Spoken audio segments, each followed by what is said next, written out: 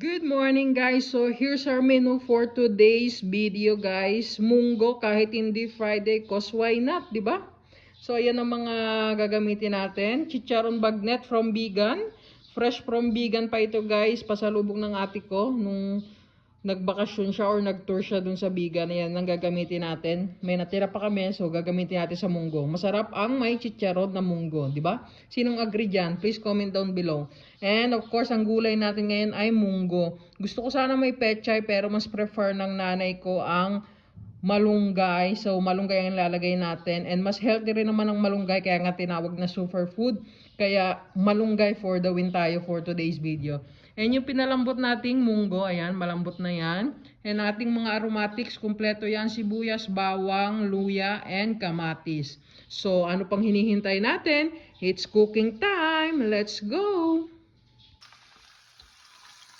It's cooking time, guys. Gisa-gisa na tayo ng ating mga aromatics. Sinabay-sabay ko na kasi naniniwala naman ako na sabay-sabay rin maluluto yan. Wala nang nauuna, wala nang nahuhuli para walang magtampo. So, ayan, gisa-gisa lang tayo hanggang mag-translucent ang ating mga sibuyas. And maamoy mo yung luya and bawang. Yung bawang medyo mag-brown. Then yung kamatis natin medyo madurog kasi gusto natin yung sa munggo natin, yung mga kamatis na malalambot na, yung sumasama na talaga yung katas niya sa niluluto, di ba? So, gisa-gisa lang tayo hanggang mangalay kayo. So, ayan, walang katapusang paggigisa. So, guys, habang nagigisa tayo ng ating mga aromatics, ilalagay ko na ang aking pampalasa, patis, unang-una. Yan, tansya-tansya lang. Pag nagkulang, dagdagan. Mas madaling mag-adjust ng lasa kaysa mas madaling magdagdag ng mga pampalasa kaysa mag-adjust dahil nasobrihan sa alat. 'Di ba? So, nilagyan na natin ng patis at ng paminta. Then, halo-halo. Bakit nilalagay ko siya dyan habang nagsasangkot siya ko or nagigisa ako ng mga aromatics? Kasi para mas kumapit yung flavorings na nilagay natin. Yan. So, dahil ganito na yung itsura ng ating aromatics, pwede na nating ilagay ang ating pinakuluang munggo or pinalambot na munggo. So, ito na ang ating munggo, ang ating pinakuluang munggo. It's time na para ihalo. Nakita nyo guys, medyo thick siya, di ba?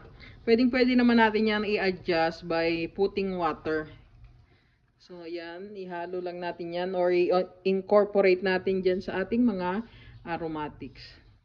Ayoko nung gantong consistency ng munggo. Gusto ko yung medyo masabaw. Kaya dadagdagan natin yan ng water. Pero nasa sa inyo yan ha guys. Kung gusto niyo ng ganyang consistency, then so be it. Pwede na yan. Ako lang, personal preference ko lang na medyo may sabaw-sabaw siya. So yan. Habang hinihintay natin yung kumulo, lagyan na natin ng tubig.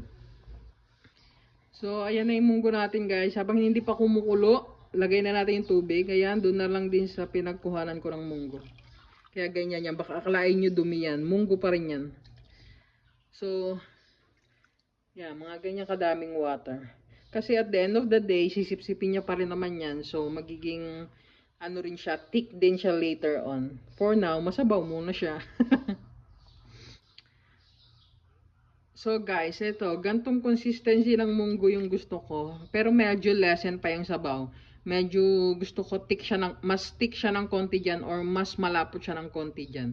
Ayoko naman nung ganang kasabaw. So, pag kumulo naman yan mamaya, pag kumulo ng kumulo, magre-reduce pa din yan. So, habang inaintay natin yung kumulo, lagyan na natin ng ating ginagamit na pampasarap. Wala tayong ibang ginagamit na pampasarap, kundi Knorr chicken cubes. So, it's time to put our Knorr chicken cubes while kumukulo siya. Yan. Isang buo yun nilagay natin para talagang malasang malasa. Then wala na tayong ibang ilalagay na pampalasa dyan guys. Yun na yun. Paminta, patis, and Knorr chicken cubes. That's it. Sasarap na ang munggo natin kahit hindi Friday. Ayan, masasatisfied na tayo dyan sa munggo. Then hintayin lang natin yung mag-reduce ng konti guys, yung sabaw niya. Bago natin ilagay yung ating malunggay. And that's it guys. Luto na agad ang ating munggo.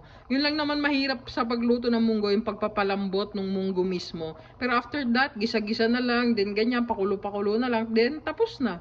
'Di ba? May healthy ulam ka na for today's video. Kalimutan ko guys, maglalagay nga pala tayo ng chicharong bagnet sa niluluto natin. So, this is the time habang kumukulo siya ng ganyan para lumambot na rin ang ating chicharon dyan. Ilagay na rin natin yan. Yan.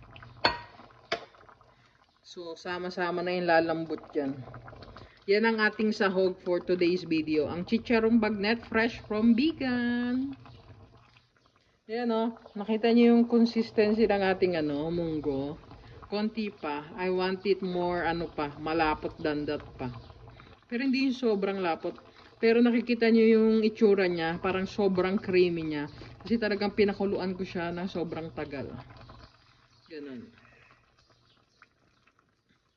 Para lumabas yung creaminess niya.